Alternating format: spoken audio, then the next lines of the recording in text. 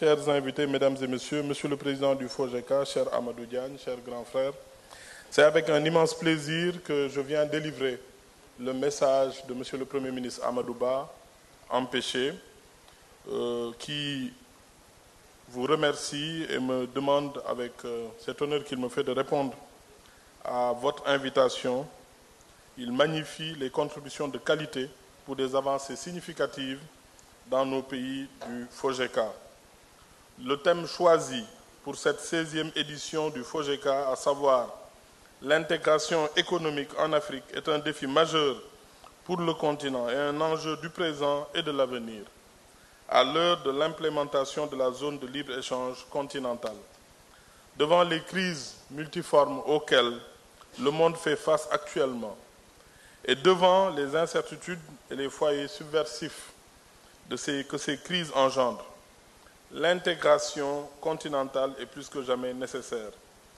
Ce défi de l'intégration, c'est entre autres finalités d'avoir un marché continental en se donnant les moyens d'augmenter de manière drastique les échanges intra-africains.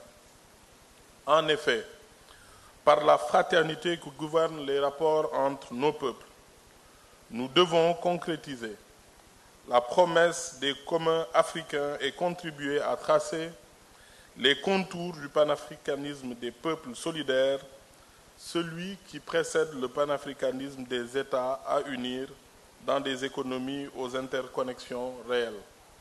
Mesdames et messieurs, comme l'ont rappelé les organisateurs, la question de l'intégration demeure un pilier pour une Afrique devant passer d'une terre d'opportunités pour les investisseurs venus d'autres horizons à une terre d'émergence économique et de prospérité partagée pour tous ses fils.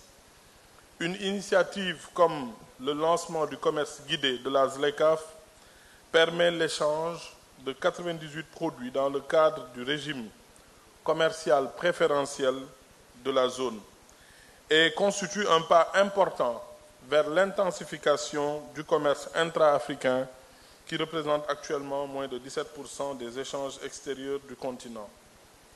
Nos pays sont ainsi destinés à approfondir et à accélérer la mise en œuvre des stratégies inclusives en vue de relever le niveau d'échange et de partage de nos politiques publiques.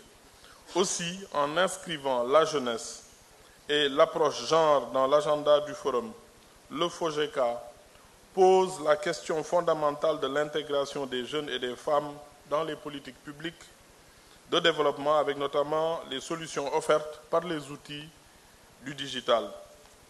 Également, en mettant le développement des infrastructures au centre des préoccupations de cette édition, le FOGECA s'inscrit en droite ligne de l'action gouvernementale de pays comme le Sénégal et de l'ambition de l'Union africaine.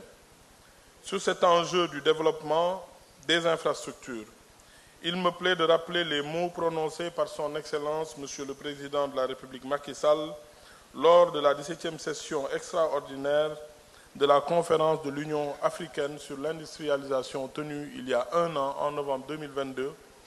Je le cite, « Il est fondamental de poursuivre la construction d'infrastructures de base pour le transport et la logistique. Le commerce et l'intégration resteront des vœux pieux si nous demeurons isolés les uns des autres. Et si, pour voyager à l'intérieur du continent, nous sommes parfois obligés de transiter par l'extérieur. Au-delà des textes, c'est par les routes, les autoroutes, les ponts, les ports, les aéroports, les chemins de fer que nous pourrons faciliter les investissements et la libre circulation des personnes et des biens indispensables à l'intégration. » Fin de la citation. Sur ces paroles, je félicite le FOGECA qui pose un jalon important dans cet échange, puisqu'il y a les infrastructures, les échanges commerciaux au sens concret, mais il y a les échanges d'idées, les échanges d'engagement que matérialise aujourd'hui le FOGECA et son président, M. Amadou Diagne. Sur ces paroles qui rejoignent ceux dont nous discutons ici, et après avoir encore félicité les parties prenantes au FOGECA, je déclare ouvert le 16e forum des opérateurs pour la garantie de l'émergence économique en Afrique. Je vous remercie.